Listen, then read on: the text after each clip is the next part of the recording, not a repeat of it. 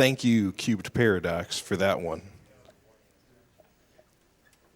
And now we'll be turning it over to CapnClever for Monster Bash. Cool.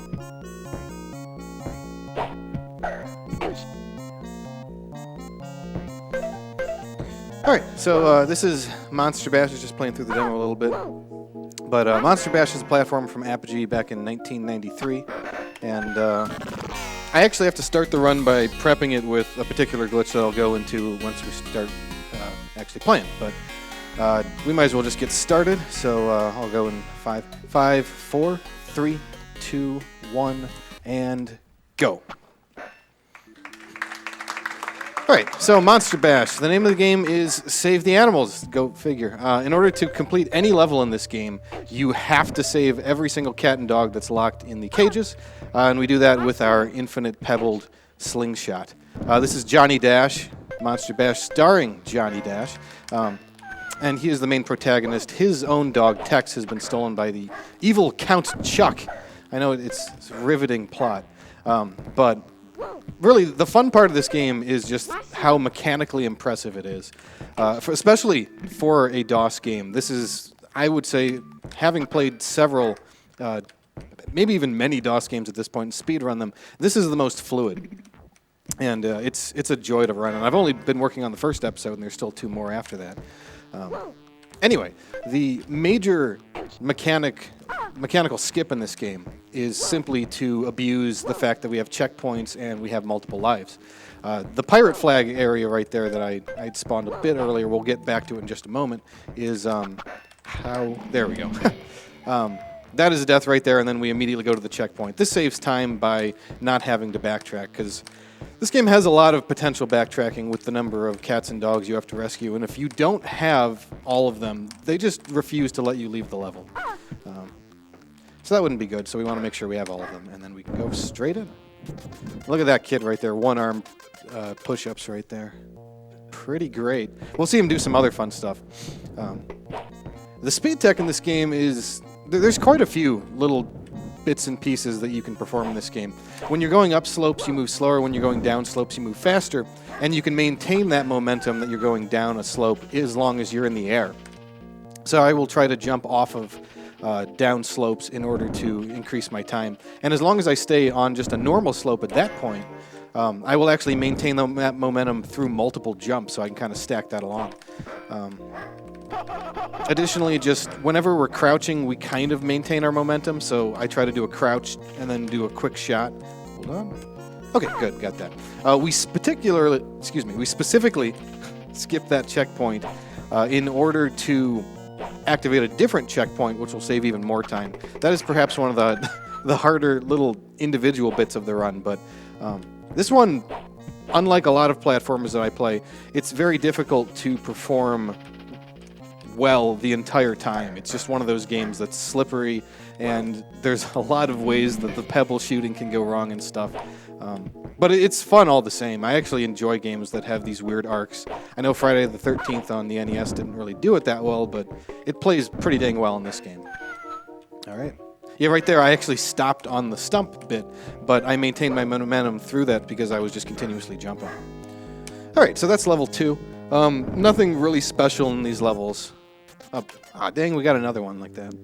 There's quite a few different little stunts that he can be doing. So this level is about rescuing the cats and dogs all on the left side of the level. Whoop, come on. There we go. Okay. All these hands are very much in the way right now. Come on. We want to make sure we have some amount of health, and these vultures are just... They are a very annoying enemy. The enemies in these games, this game, is... They're essentially random when they choose to perform certain actions like jump and turn around and stuff like that. So I just have to be aware and watch my health. Speaking of health, this is 8 rows of these score points, and then I know how to jump. Good. My health is at 9 units. The only thing that changes in difficulty is health. That is Count Chuck, by the way. Impudent, sniveling, feeble-minded, miserly, asterisk, point, exclamation mark, ampersand. This is the mid-boss. Mid-boss is... Whoop, come on, let's do this right. Awesome. Where'd you go? Come on.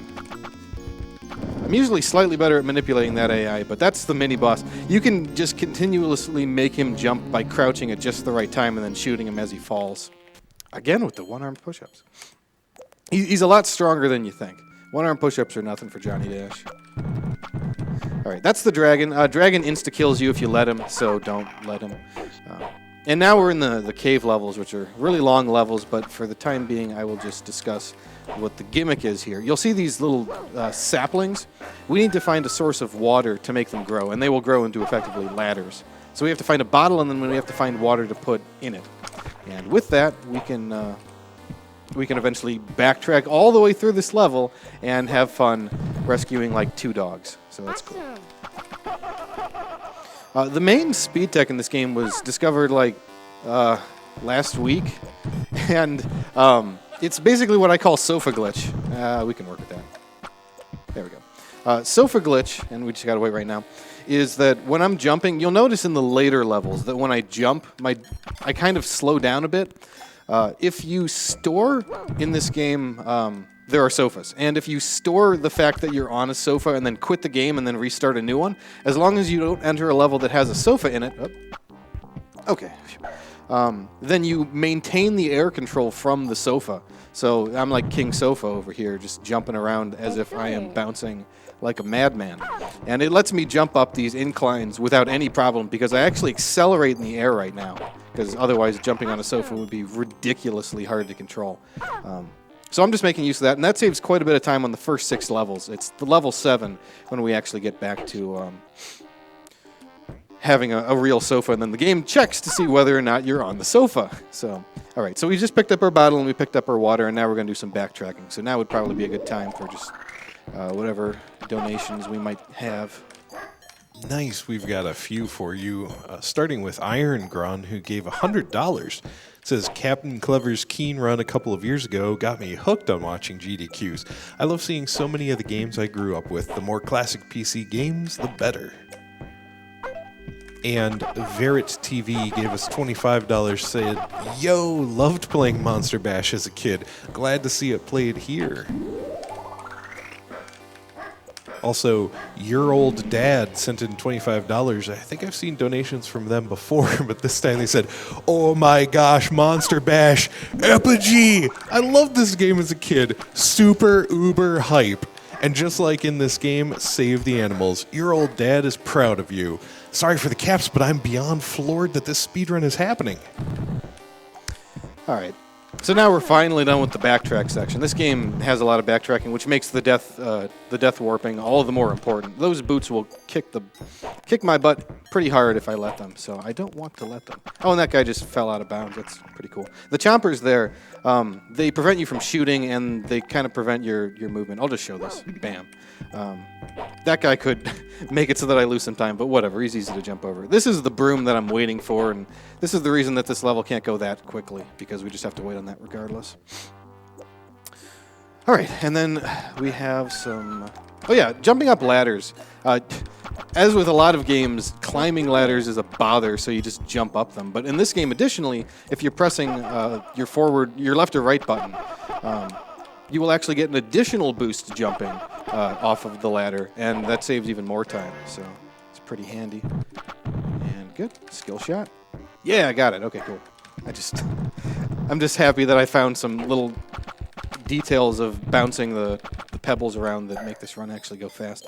I really love the weapon mechanic in this game. I mean, you can shoot things off of the ceiling, you can shoot them off the walls, and it lets you have some really fun shots with rescuing some of the cats and dogs.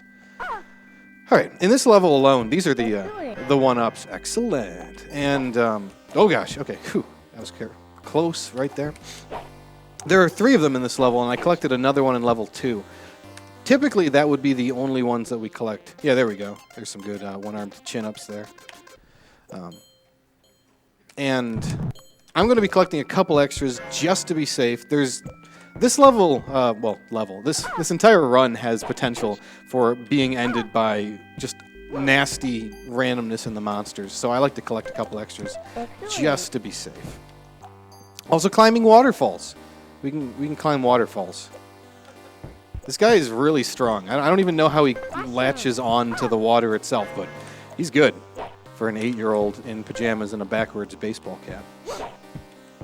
This level, it used to be, I mean, like I said, I discovered the whole sofa glitch like last week. So this level used to be about landing exactly on the inclines as necessary in order to jump and ignore as much damage and time loss as possible, because when you get in the water, you take damage, and of course, if you're getting too deep, you're just going to lose time trying to jump out of it. But with sofa glitch, I don't even care about that anymore, so whatever. Like this section right here used to be this big, oh man, what am I going to do? And then now I just kind of jump through it, and who cares? Used to be such cool timing, and now it's... I mean, I love the glitch, but it's at the same time amazing and disappointing, because I routed all this stuff, and now it's useless. It's good times. All right, so here is an important health management area. I don't think I finished my statement on the fact that we have 9 health. On medium difficulty, we have 6, and on hard, we have 3. There are places where I need all 9 HP just to survive. So trying to play on a harder difficulty would be absurd. Oops, there we go. Okay, 3 is... Okay, 2. 2 we can work with, I think, hopefully. I'm pretty sure we can do 2. I'll just try to grab the checkpoint here. Okay. Oh gosh. Those guys have an arm. They throw from like 2 screens away, and they're really good at hitting. This guy's probably going to kill me, isn't he? Was he down there? Yeah, okay, there he goes. Well, that's why we get extra lives. Sometimes, if you're unlucky, he doesn't fall until much later. There he goes again. Yeah, let me just show the difference between regular jumping and boost jumps on these ladders. So, okay. Now, let's finish up the level here. Oh, I didn't grab the rocket. I'll have to show that off later. But the rocket is an incredibly powerful weapon, and it's pretty useful to have just in case these chompers grab onto me. There you go. This guy, he just won't. He won't quit. Okay, cool. What do we get here? Ah, more of that. Come on. I want to show you the good stuff, like lifting 1,000 pounds. He's pretty good at that. This level is, I don't know, some kind of weird messed up sawmill. I really don't know. It's the weirdest place. This part can be rough, but we can just shoot all these guys with our amazing big shot attack. I just named it big shot because you're shooting a giant boulder in your slingshot, and it's... Wow. That thing's got some good kick to it. Okay. And we're good on HP. This part is very important to properly health manage. Okay, good. And then for this next part, we're going to do another quick death warp in order to... Well, just ignore all of this part. I mean, we're just running through a bunch of spikes here.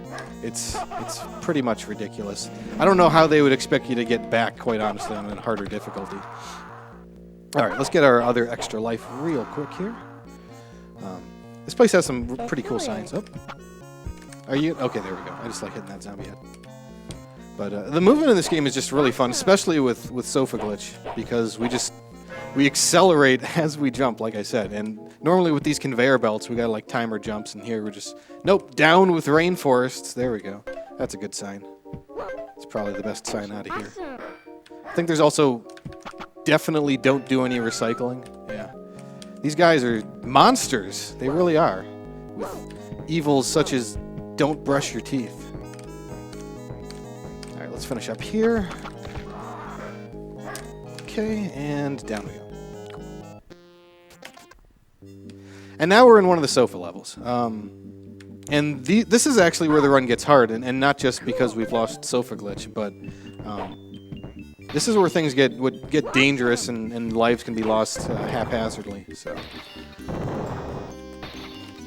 oh yeah, these are the rockets. Rockets are just super kill things for the most part. I believe they deal more damage than any other attack single wise.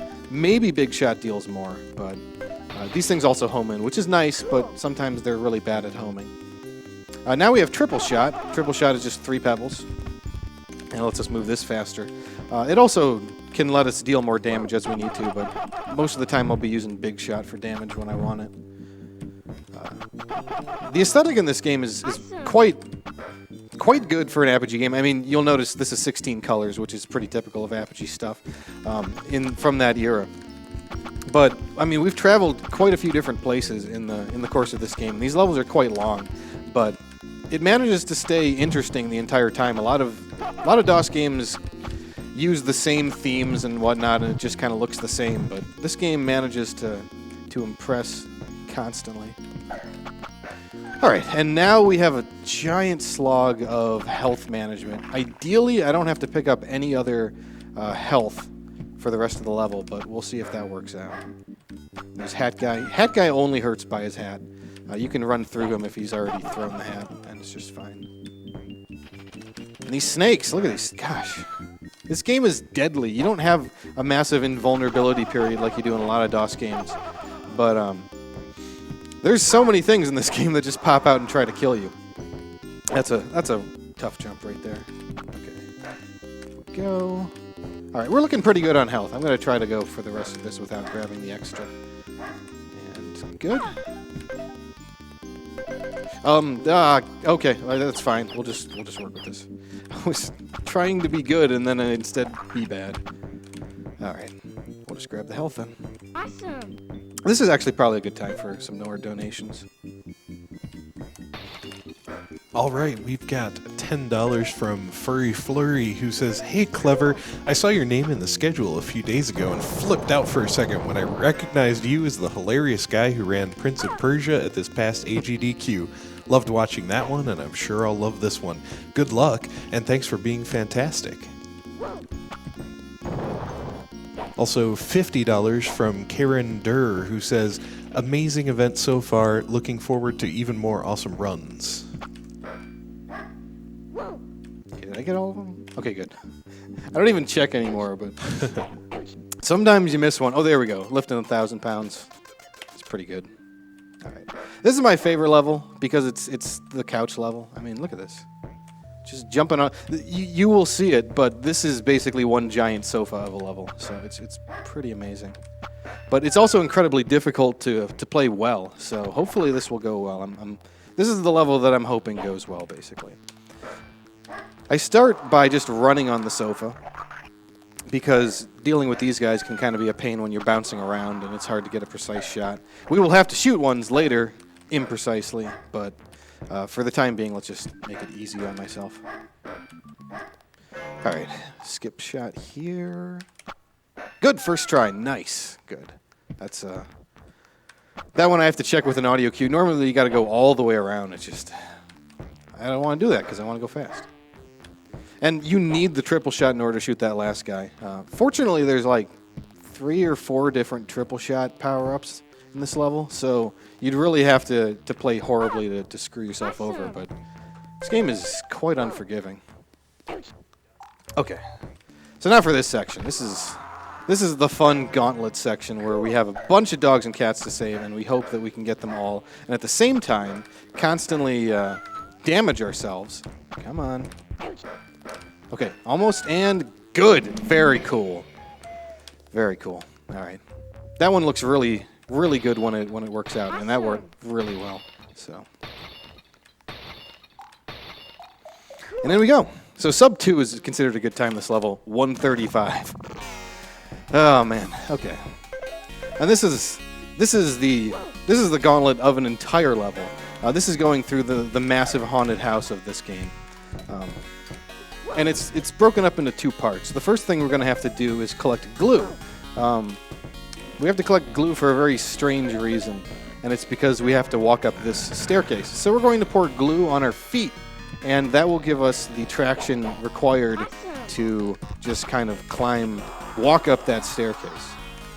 It doesn't mess with any of the other physics in this game. It's the most random thing ever. I mean, there are so many other ways you could, like, climb there, but no, they just went with glue, because why not? The game is just that interesting and that wacky. It's Monster Bash. This music's my favorite, even if it's really loud, but I like it.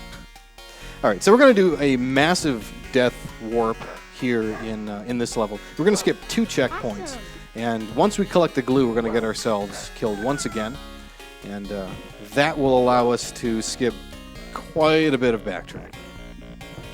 But in the meantime, we're taking identical damage amounts in order to ensure that we have exactly the amount of HP I want to make this go as fast as possible. Cool. Hey! Oh, okay, well, never mind. Of course I'd miss that. The jumps in this game are not easy at all. It takes a lot of time to get used to some of them, especially just making sure that you're also taking exactly the amount of damage you want. Since the enemies are random enough that you'll take a lot of damage or very little damage, there are cases where both of those things are not ideal. Alright, so now we're going to walk up these steps because we're cool like that. And, of course, there was a hand. Okay, we're taking damage I don't want to take. Let's be a little safe on this then. I have an extra life, but, gosh, I'd rather not use it if I don't have to. I'd rather save it for the Cyclops if we need to. There's an actual boss in this game. I know that's rare for DOS games and everything, but this game's got a real boss that's really tough. Anyway, we're just running up the top here. This is probably another good section for donations if there are any. Yeah, we've got $70 from the Burkles. And they say, cheers to all the hardworking crew behind the scenes at GDQ, and a special clink to CapnClever on his run. Thanks, guys. Also, Hesperus sent in $10 a bit ago and says, an extra donation for the fact that you heroically run through the night and give me something to look at when eating breakfast European time. Sweet dreams to all of you at the event. Yep. Come on. Squirtle Squad also gave us $10 and said, long-time watcher, first-time donor for some reason. Glad this is going to a great cause like always. All right. This section in general can be really nasty to get through without accidentally dying because you don't have a lot of health and there's a lot of enemies around, but that went really well, so that's cool. And now we're just making our way through the rest of this house here. Oh, zombie. Zombie head. There we go. That's perhaps one of the worst randomnesses in the game, just in case things go badly. I don't need that heart. I can get one later. I'm sure it'll be fine. And land on that sofa. Awesome. I love the sofa physics. And I'm really glad that when I found that glitch, it's like, yes, I'm just jumping on the sofa all the time, like my favorite level. All right. Oh, and here is the amazing dog that sounds like a cat. Yep, right there. Can't imagine why. I'm not accidentally shooting another cat or anything. It's just a dog that sounds like a cat. It's pretty cool. All right, we're coming up on the final area here. Just a couple more pets, and then we'll have the boss, and that's cool. But I just want to give out a shout out to Speedy Dasher, who originally routed this game. It's come quite a way since then, but the original routing definitely helped in understanding exactly where I can go to make this run pretty fast. So, oh, there we go. That was... I missed a thing. All right. So, oh, there we go. Yeah, just those leg chin-up things. This is the Cyclops. The Cyclops... Oh, good. He's a boss that can take a lot unless you know his weak point, which is the eye. This is actually something I discovered yesterday, so... Come on. Okay, so now we shoot him in the eye, and... Come on, stop jumping. Okay, and there he goes. And time coming up, and time. 22:51. Cool. That's pretty dang good, especially with that one death. But this is Count Chuck, and then he takes us down to have dinner or something. But that's the game. Then there are 2 other episodes. This is the shareware, and it's like, oh no, what happens to Johnny Dash? And then it turns out, oh, he can just jump out of the pot. And then you go and you beat Count Chuck, and that's cool. But thanks to Apogee for this fantastic game. Once again, thanks to Speedy Dasher. And that's it from me. So thanks for having me, SGDQ, and I hope to be back again when I got more runs. So CapnClever, everybody.